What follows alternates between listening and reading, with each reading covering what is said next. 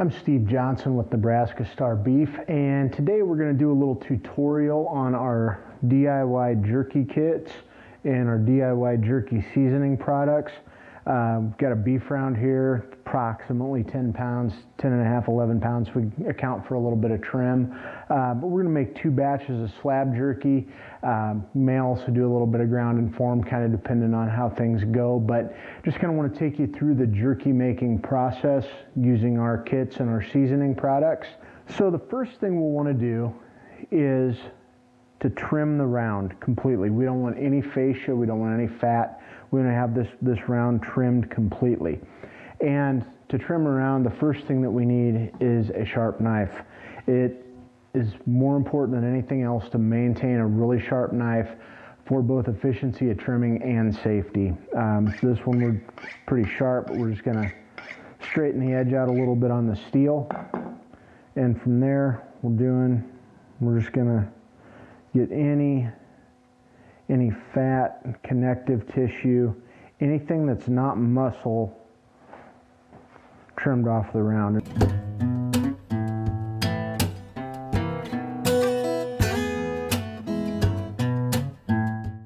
The next thing we're getting to is slicing it. We got it cleaned up really well.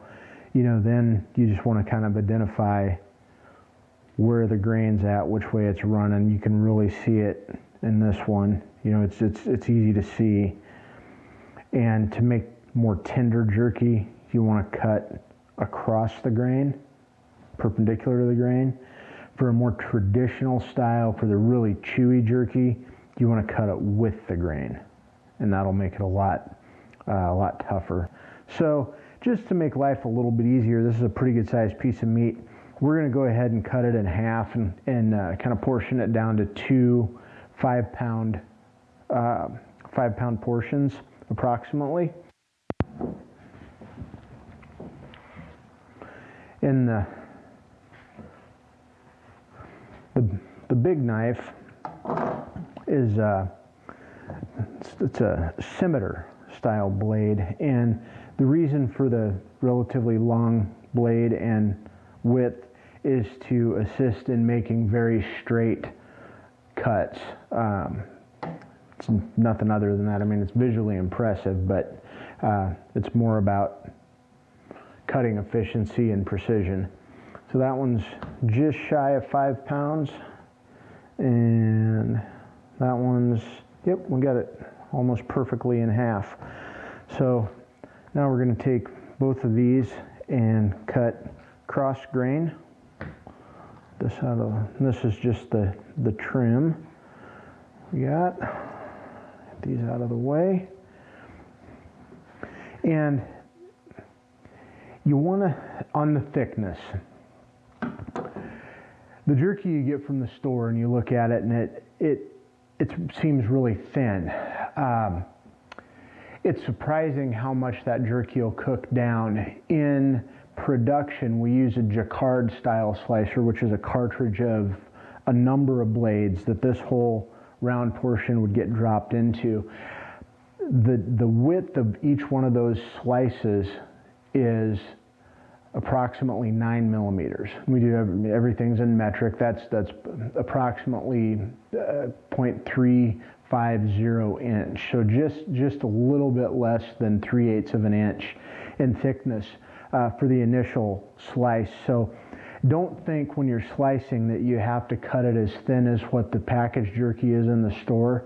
It's going to cook down to about half of the thickness that you slice it. So if you're slicing in the 1/4 inch thick to 3/8 of an inch thick range, you're right on the money. And that's not a terribly difficult thickness to achieve cutting by hand. And get our end piece. That's going to be a little thick but functional. And if you go as thick as 1/2 inch, things can cook a little unevenly. It adds a little bit of cook time, but it'll still make perfectly functional jerky. Nice looking slice there. That's exactly what we're after. And starting with good cold meat will make a big difference in how easily it slices.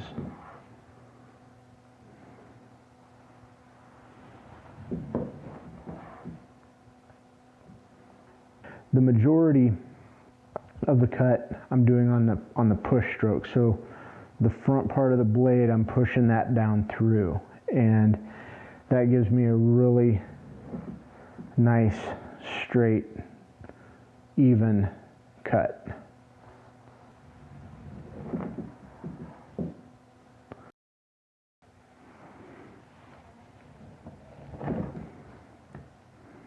Change my stroke a little bit to accommodate. We're gonna change edges here a smidge. The grain kind of takes a little bit of a windy path, and sometimes you have to adjust to keep it perpendicular to the cut. The more uniformly sized everything is, the more uniformly it will cook. And you want uniformity in the cooking process so you don't end up with overdone or underdone jerky. Okay, the next phase of jerky making is going to be to go ahead and separate the batch into 2 5-pound portions, and then we'll get our marinade mixed up with the with each portion and get it in the slab jerky. We'll get it to the place where it's going to sit in the refrigerator overnight so that the sodium nitrite cure can fully penetrate all of the meat prior to cooking. So first thing we're going to do, we'll start with the big bowl, is grab our scale, set the bowl on, tear it out. So we're starting with a 0.8 and we're looking for 5 pounds of meat.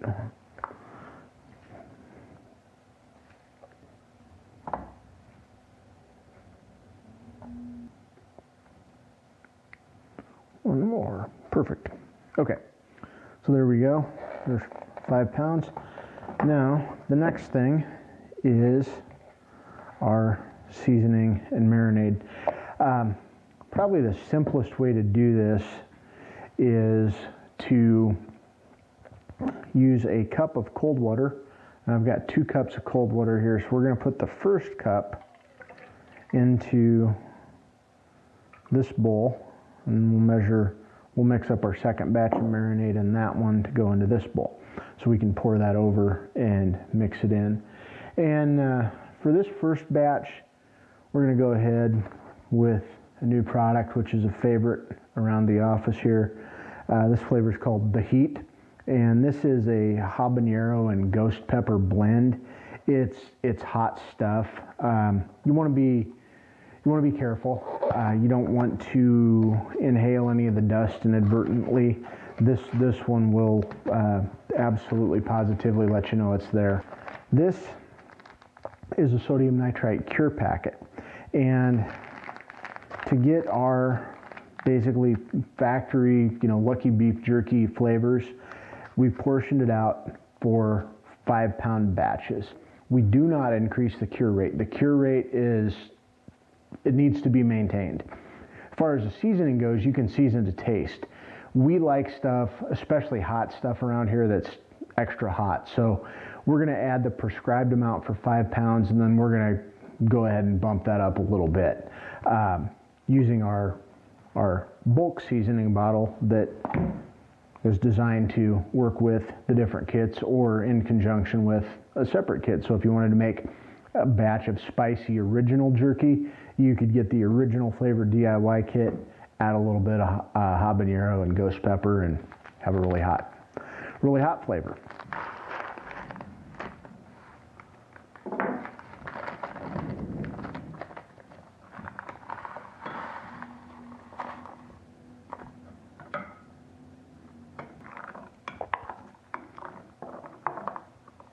Okay, and once we have all of that in solution, we're going to go right into our 5 pounds of meat. And we're just going to kind of keep mixing it so everything stays in solution nicely, and get that in there. we're going to go ahead and make sure we get every piece of meat exposed to the mixture. And you can tell when all of the water gets absorbed. I don't know if you want to peek in there. You can see all of that marinade has been pulled into the meat. And that's why we want to give it that 24 to 36 hours, just so all of that, especially the sodium nitrite, can penetrate all the way into the meat and make sure that we're completely curing that meat so that we reduce the possibility for anything like botulism or whatever as low as we possibly can. We really want to give that cure time on full muscle slab style jerky. That concludes the preparation portion of jerky making using our DIY kits. Again, each one of these kits contains enough seasoning and cure for 20 pounds of meat. We got 2 5-pound batches ready to rock. We will be back tomorrow to load them onto the jerky rack so we can cook them. We're going to cook some of them in the oven, show you how to do it that way. We're also going to cook some of them on our Traeger, so you can kind of see both methods of cooking. Anyway, we'll be back tomorrow. 24 hours later. All right, it's been 24 hours since we put our jerky in the fridge. We let everything marinate.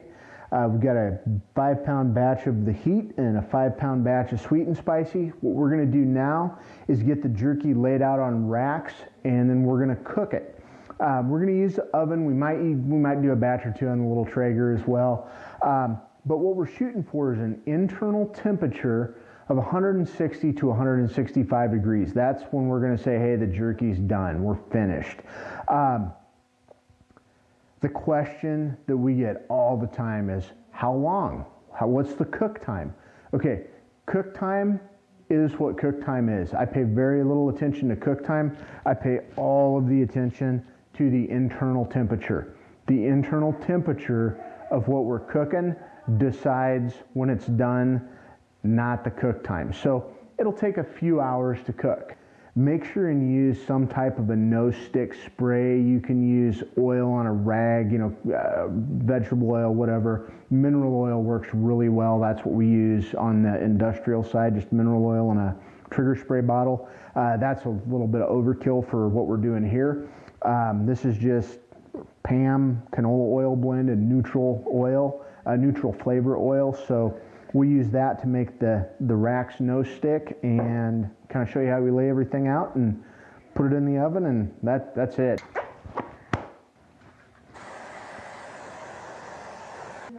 So what we're going to do, we're going to lay everything out. We want to get the pieces close together so we get the most out of our racks, but we also don't want anything touching because the air has got to be able to circulate around the pieces of jerky so that they will dry.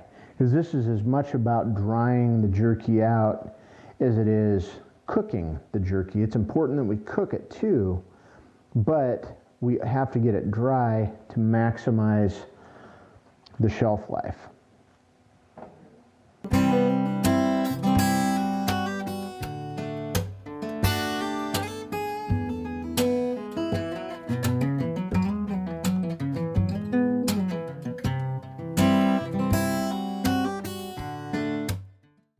In the home jerky maker, dehydrators run at a relatively low temperature in comparison to most ovens and grills.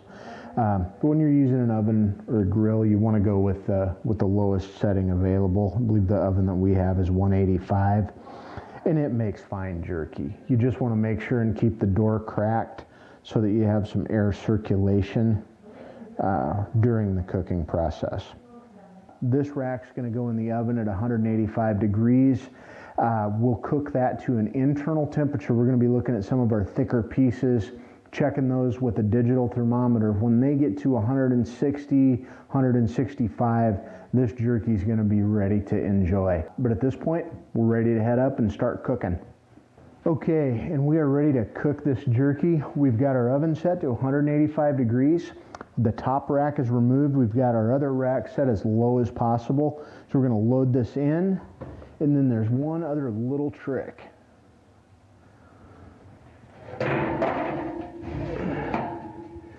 Okay, so when we're trying to dry the jerky as much as we are cook it, because we need to dry it and cook it, we're going to use a spoon, or a spoon like it, a wooden spoon will work fine, but we're going to use that to prop the door open a little bit.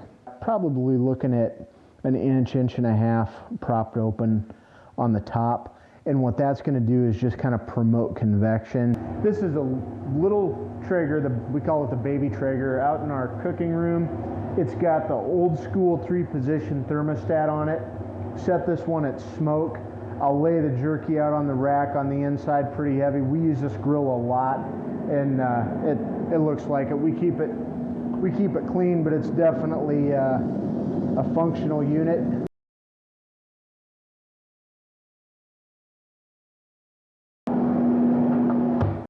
All right, we've been checking our jerky here, and we're getting really close to our 160 to 165 internal temperature that we're looking for on the finish. We're going to go ahead and do one last temp check and then get the batch pulled out to start cooling off.